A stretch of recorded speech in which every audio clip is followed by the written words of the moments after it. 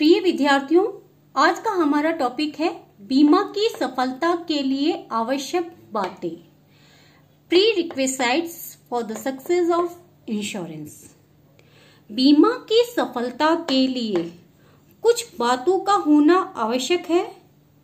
अनेक विद्वानों ने बीमा की सफलता को लेकर या बीमा कार्य के सफल संचालन के लिए अनेक आवश्यक एवं महत्वपूर्ण शर्तों का उल्लेख किया है, जो इस प्रकार है।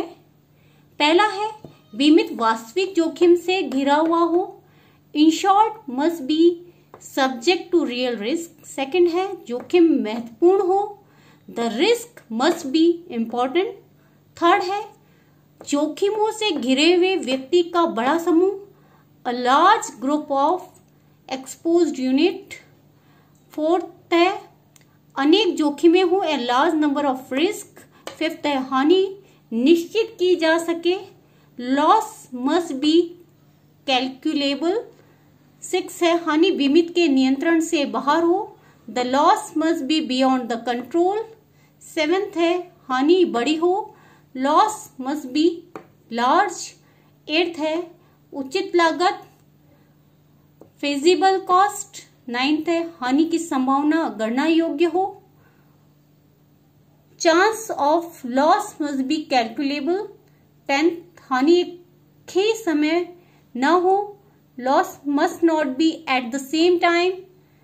11 पॉइंट है, बीमा का विधिवत नियमन हो, इंश्योरेंस मस्ट बी प्रॉपरली। अब हमारा आता है फर्स्ट पॉइंट, बीमित वास्तविक जोखिम से घिरा हुआ हो। Insured must be subject to real risk. बीमा करवाने के लिए पहली और आवश्यक बात यह है कि बीमित वास्तविक जोखिम से घिरा होना चाहिए, अन्यथा कोई बीमा नहीं करवाया जा सकता। यदि कोई जोखिम व्याप्त ही नहीं है, विद्यमान ही नहीं है, तो बीमा नहीं करवाया जा सकता। कोई जोखिम अगर व्याप्ति नहीं है या विद्यमान ही नहीं है या वह व्यक्ति किसी जोखिम में घिरा हुआ ही नहीं है, तो ऐसी स्थिति में बीमा नहीं करवाया जा सकता। सेकंड पॉइंट है, जोखिम महत्वपूर्ण हो, the risk must be important.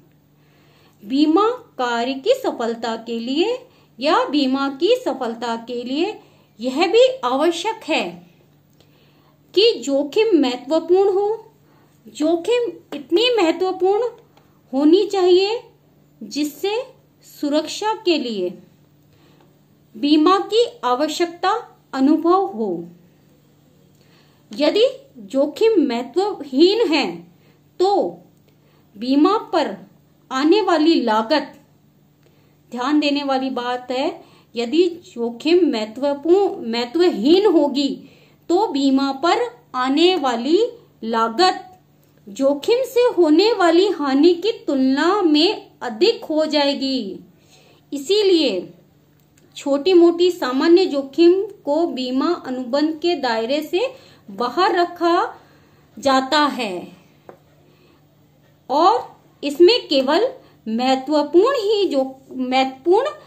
जोखिमों का ही बीमा अनुबंध किया जाता है। यदि छोटी मोटी जोखिम है तो उनका बीमा नहीं कराया जाता। जोखिम महत्वपूर्ण होनी चाहिए या इम्पोर्टेंट होनी चाहिए, इससे बीमा प्रीमियम कम आता है और बीमा कराना हमें सस्ता होता है। अब आता है जोखिमों से घिरे, थर्ड पॉइंट, जोखिमों से घिरे हुए व्यक्तियों का बड़ा समूह, है large group of exposed unit. बीमा की सफलता के लिए बहुत महत्वपूर्ण बात यह है कि बहुत से व्यक्ति लगभग समान प्रकार की जोखिम से घिरे हुए हों। यदि किसी एक प्रकार के बीमा में बहुत कम लोग बीमा करवाएंगे तो जोखिम कम लोगों में बटेगी। इसलिए यह आवश्यक है कि जोखिम से घिरे हुए व्यक्तियों का एक बड़ा समूह हो जो कि समान प्रकार की जोखिम से घिरे हुए हों। यदि किसी एक प्रकार के बीमा में बहुत कम लोग बीमा करवाएंगे तो जोखिम कम लोगों में बटेगी, परिणाम स्वरूप प्रीमियम भी बहुत अधिक आएगा। और यदि बीमा करवाने वालों की संख्या अधिक होगी तो प्रीमियम कम आएगा और वास्तविक हानि में कोई विशेष अंतर नहीं रह जाएगा।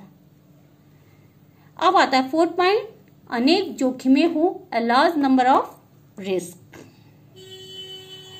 बीमा की सफलता के लिए यह बहुत आवश्यक है कि बीमा अनेक जोखिमों के लिए किया जाए।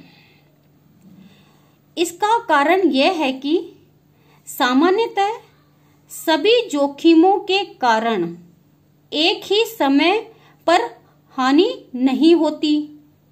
इससे बीमाकर्ता पूर्णतः सुरक्षित रहता है। अनेक जोखिमों का बीमा कर लेने से बीमाकर्ता को हानि की संभावना कम रहती है। कहने के मतलब है कि जोखिमें अनेक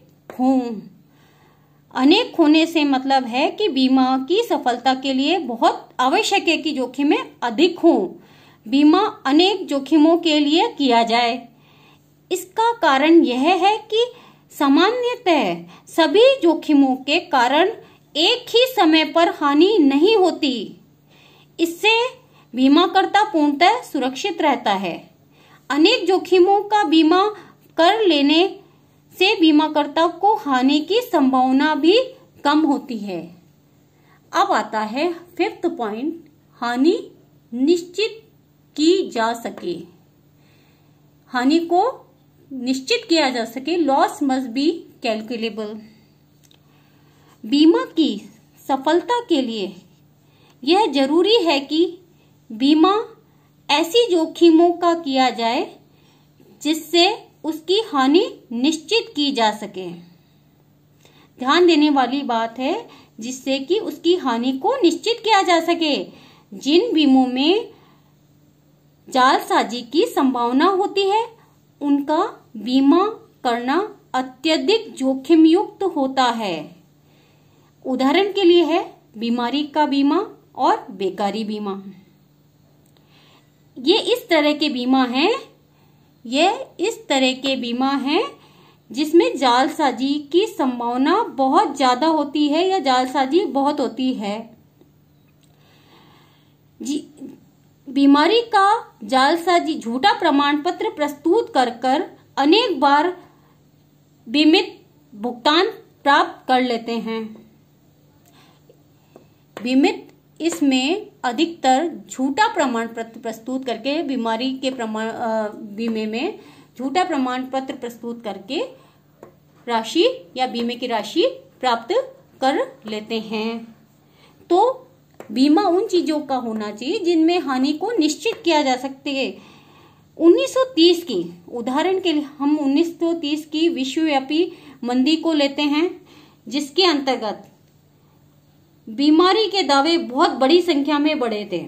विश्वव्यापी मंदी जो 1930 में पड़ी थी, उस दौरान बीमारी के दावों की संख्या बहुत अधिक बढ़ी थी।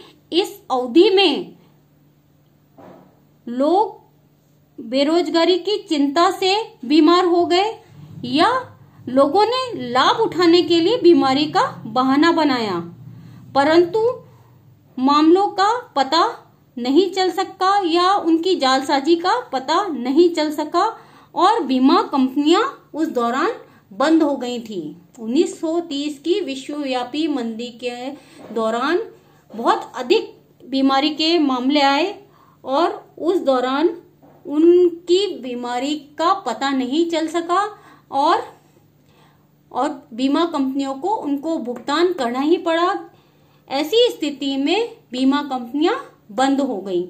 6 पॉइंट है, हानि बीमित के लिए नियंत्रण से बाहर हो। हानि बीमित के नियंत्रण से बाहर हो। The loss must B beyond the control. ये भी बहुत इंपॉर्टेंट पॉइंट है।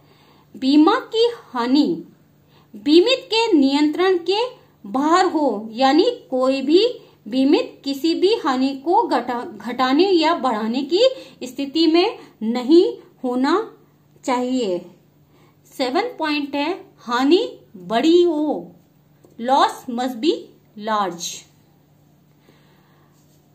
छोटी मोटी हानियों के लिए कोई भी व्यक्ति बीमा नहीं करवाता है। बीमा तभी करवाया जा सकता है जबकि जोखिमों से होने वाली हानि बहुत बड़ी हो। ठीक है, एक पुरानी कहावत है कि जूतों के लिए फीतों का बीमा नहीं करवाता। यह सत्य है कि जूते के फीते बहुत कम कीमत के होते हैं, जबकि इसके बीमे में लगने वाला समय, श्रम और खर्चा अधिक होता है। तो ध्यान रखने वाली बात है कि हानि बड़ी होनी चाहिए और बड़ी हानि का ही बीमा करवाया जाना चाहिए। छोटी मोटी हानि का बीमा नहीं करवाया जाता। अब है 8 पॉइंट, उचित लागत, फिजिबल कॉस्ट। बीमा की लागत में 2 राशियां सम्मिलित होती हैं, दावे की राशि तथा खर्चे की। दावे की राशि हानि की संभावना पर आधारित होती है। दावे की राशि हानि की संभावना पर आधारित होती है। यदि हानि की संभावना अधिक होती है तो प्रीमियम भी अधिक होगी। परिणाम स्वरूप बीमा के प्रति कोई आकर्षण नहीं रहेगा। अतः बीमा प्रीमियम उचित होनी चाहिए जिससे लोग बीमा करवा सकें। 10 पॉइंट आता है, हानि एक ही समय न हो। बहुत मोस्ट इंपॉर्टेंट पॉइंट है कि हानि एक ही समय पर न हो। Loss must not be at the same time. बीमा की सफलता के लिए एक महत्वपूर्ण बात यह है कि सभी बीमितों को एक ही समय पर हानि न हो। यदि सभी बीमितों को एक ही समय पर हानि हो जाए तो बीमाकर्ता उनकी हानि को एक साथ पूरा करने में कठिनाई अनुभव करेगा। ये बात बहुत इम्पोर्टेंट है कि यदि सभी को हानि एक समय पर ही हो जाए तो बीमाकर्ता या बीमा कंपनी ऐसे स्थिति में दुविधा में फंस जाएगी कि उनका भुगतान या उनको कैसे उनको क्षतिपूर्ति करे। असमर्थ नहीं होगी, लेकिन उनके लिए यह मुश्किल हो जाएगा कि उनको कैसे भुगतान किया जाए या उनको कैसे क्षति की पूर्ति की जाए। उसके कारण कई बार कंपनियां बंद तक हो जाती हैं या बंद तक हो सकती हैं। ऐसी स्थिति में कंपनियां बंद तक हो सकती है क्योंकि सभी को एक साथ भुगतान करना पड़ेगा। तो ऑटोमेटिकली वो सिचुएशन आ जाएगी कि बीमा कंपनियों को अपना व्यवसाय वाइंड अप करना पड़ेगा।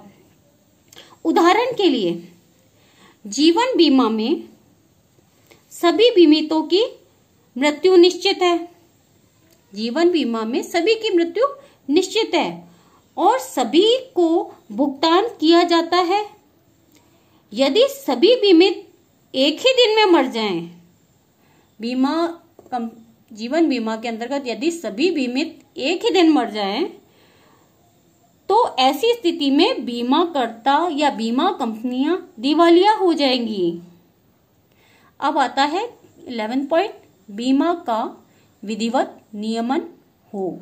Insurance must be properly. इसकी सफलता के लिए या बीमा कार्य की सफलता के लिए अंतिम और महत्वपूर्ण बात यह है कि बीमा का विधिवत नियमन होना चाहिए। इस व्यवसाय के नियमन एवं नियंत्रण के लिए समुचित कानून होना चाहिए। भारत में अनेक कानून पहले से हैं। अब बीमा के लिए भारत में बीमा नियमन प्राधिकरण बनाया गया है। अतः हम कहेंगे कि बीमाकर्ता को बीमा करने से पूर्व इन सभी बातों को ध्यान में रखना आवश्यक है। कौन कौन सी बातें? बीमित वास्तविक जोखिम से घिरा हुआ हो, बीमित सेकंड है जोखिम महत्वपूर्ण हो, थर्ड है जोखिमों से घिरे हुए व्यक्तियों का बड़ा समूह हो, फोर्थ पॉइंट है अनेक जोखिमें हो, फिफ्थ है हानि निश्चित की जा सके, सिक्स्थ है हानि बीमित के नियंत्रण से बाहर हो, सेवेंथ है हानि बड़ी हो, 8 पॉइंट है उचित लागत हो और 9 पॉइंट है हानि की संभावना गणना योग्य हो, 10 पॉइंट है हानि एक ही समय न हो और 11 पॉइंट है बीमा का विधिवत नियमन हो। धन्यवाद।